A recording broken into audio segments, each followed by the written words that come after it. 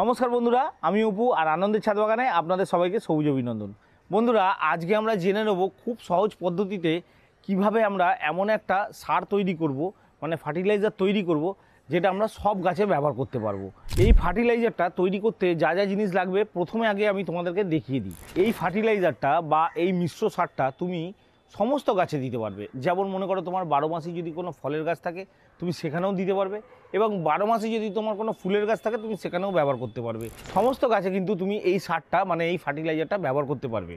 আমাদের এখানে এই জিনিসগুলো লাগবে। দেখো, এখানে সর্ষে খোল আছে, এখানে হাড়ের গুঁড়ো আছে, এখানে সিউইডস আছে মানে সমুদ্র শৈবাল, এখানে দেখতে পাচ্ছ নিমের খোল রয়েছে, এখানে রয়েছে ম্যাগনেসিয়াম সালফেট, এখানে আমরা সাদা পটাশ নিয়েছি যেটাকে আমরা এসওপি বলে থাকি, এখানে শিংকুচি বা হাড়কুচি, এখানে রক্তসার, আর তার সাথে আমরা নিয়েছি এখানে ভার্মি কম্পোস্ট। এরপর আমাদের জেনে নিতে হবে মাপটা, কোনটা কতটা দেবো। এই ভাগটা কিন্তু অবশ্যই তোমরা লিখে রাখবে, তাহলে কিন্তু তোমাদের সুবিধা হবে। আমি ভাগটা বলে দিচ্ছি, তোমরা ভালো করে মন দিয়ে দেখো। যখনই আমরা এই মিশ্র সারটা তৈরি করতে যাব, সর্বনিম্ন আমাদের 3 কিলো যে কোনো একটা কম্পোস্ট নিতে হবে। সেটা ভার্মি কম্পোস্ট হতে পারে, সেটা গোবর সার হতে পারে, সেটা কিচেন কম্পোস্ট হতে পারে, কোনো অসুবিধা নেই, যেটা খুশি তুমি সেটাই নিতে পারো।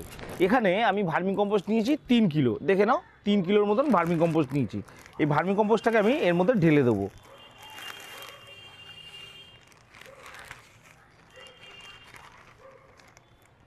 দেখো, ভার্মি কম্পোস্টটাকে দেখে নিতে হবে কোনো জায়গায় কোনো ডেলা আছে কি না। যদি কোথাও ডেলা থাকে তোমাকে সেটা হাত দিয়ে আগেই ভেঙে দিতে হবে। দেখো, হয়ে গেল। এরপর আমরা কি নিয়ে নেবো, এরপর আমরা নিয়ে নেবো সর্ষের খোল গুঁড়ো। দেখো, সর্ষের খোল গুঁড়ো আমি এখানে 100 গ্রাম নিয়েছি, তার মানে 3 কিলো কম্পোস্টের সাথে আমরা 100 গ্রাম দিলাম সর্ষের খোল গুঁড়ো, হয়ে গেল। এর সঙ্গে আমরা নিয়েছি এখানে হাড়ের গুঁড়ো। হাড়ের গুঁড়ো নেবো আমরা 150 গ্রাম। দেখো, 150 গ্রাম হাড়ের গুঁড়ো নিয়েছি। এরপরে আমরা দেব সমুদ্র শৈবাল, যেটাকে আমরা সিউইডস বলে থাকি।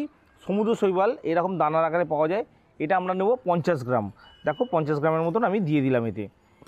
এরপর নিমখোল নেব, নিমখোল নিয়ে নিলাম আমরা 100 গ্রাম, 100 গ্রামের মতো নিমখোল দিয়ে দিলাম। তারপর আমরা এখানে দিচ্ছি রক্তসার, এটা অ্যাডিশনাল, এটা চাইলে তুমি দিতেও পারো নাও দিতে পারো। রক্তসার নিয়ে নিলাম 50 গ্রামের মতন, দেখো দিয়ে দিলাম 50 গ্রাম। এইটা হচ্ছে খুরকুচি বা শিংকুচি, এই শিংকুচি আমরা নিয়ে নেবো 100 গ্রামের মতন। দেখো, এখানে 100 গ্রামের মতন আমি চেপে চেপে ভরে রেখেছিলাম।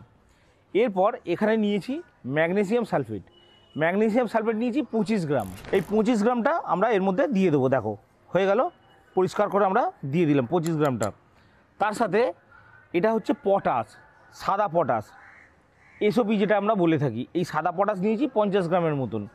যদি তোমার কাছে এই পটাশ না থাকে তুমি কলার খোসার গুঁড়োও ব্যবহার করতে পারো, তাতেও কোনো অসুবিধা হবে না। কলার খোসার গুঁড়ো যদি তুমি ব্যবহার করো তাহলে কিন্তু তোমাকে মিনিমাম 100 গ্রাম ব্যবহার করতে হবে। দেখো, এটাও আমি দিয়ে দিলাম এর মধ্যে। এরপর এটাকে আমাদের খুব ভালো করে মিক্স করতে হবে।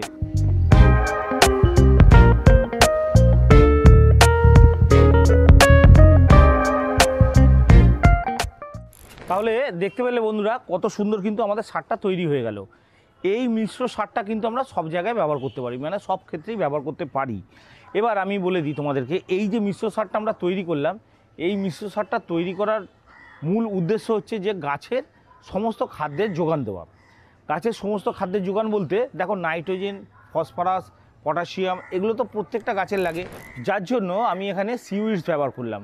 সিউইডসের মধ্যে গ্রোথ হরমোন আছে এবং তার সাথে সাথে মাইক্রোনিউট্রিয়েন্টসও আছে কিছু কিছু। এটা কি হবে, আমাদের গাছটাকে কিন্তু খুব ভালো ডেভেলপ করতে সাহায্য করবে। আমি দেখো এর মধ্যে সর্ষে খোল গুঁড়ো দিয়েছি, সর্ষে খোল গুঁড়োতে তোমরা জানো নাইট্রোজেন এবং ফসফরাসের উৎস, সেটাও তোমাদের খুব ভালো কাজ করবে। এইভাবে প্রত্যেকটা জিনিসের একটা একটা করে কাজ আছে। কাজেই এখন আমরা যে মিশ্র সারটা তৈরি করেছি, এই সারটা কিন্তু বাম্পার একটা সার, মানে এই সারটায় তুমি খুব ভালো ফলন পাবেই পাবে একদম। এটা যদি তুমি শাকসবজির ক্ষেত্রে করো বা আনাজ গাছের ক্ষেত্রে করো, প্রত্যেকটা ক্ষেত্রে কিন্তু এই সারটা খুব ভালো কাজ করবে, একদম দারুণ সার। এরপর আমাদের করণীয় কি দেখে নাও। এরপর আমরা কি করব, একটা প্লাস্টিকের মধ্যে বা বস্তার মধ্যে এটাকে স্টোর করব। এইভাবে স্টোর করে রেখে দিতে পারি। 1 সপ্তাহ পর থেকে আমরা এটা ব্যবহার করব। এই মুহূর্তেই আমরা কিন্তু ব্যবহার করব না, 1 সপ্তাহ পর থেকে আমরা এটা ব্যবহার করতে পারি। অবশ্যই একটা ভালো জায়গায় তোমাকে প্লাস্টিকে ভরে রাখতে হবে।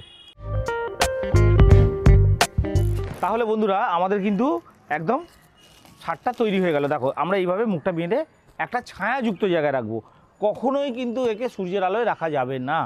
একে সবসময় কিন্তু ছায়াযুক্ত জায়গাতে অবশ্যই রাখতে হবে। আমরা কিন্তু এই মুখটা বেঁধে ছায়াযুক্ত জায়গায় রেখে দেবো।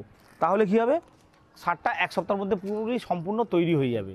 সম্পূর্ণ তৈরি হয়ে গেলে তারপরে আমরা কিন্তু 1 সপ্তাহ পর থেকে এটা ব্যবহার করতে পারি। এই গাছ করা ছাড়াও আমার কিন্তু আরেকটা শখ আছে, সেটা হচ্ছে কার্টুন দেখা।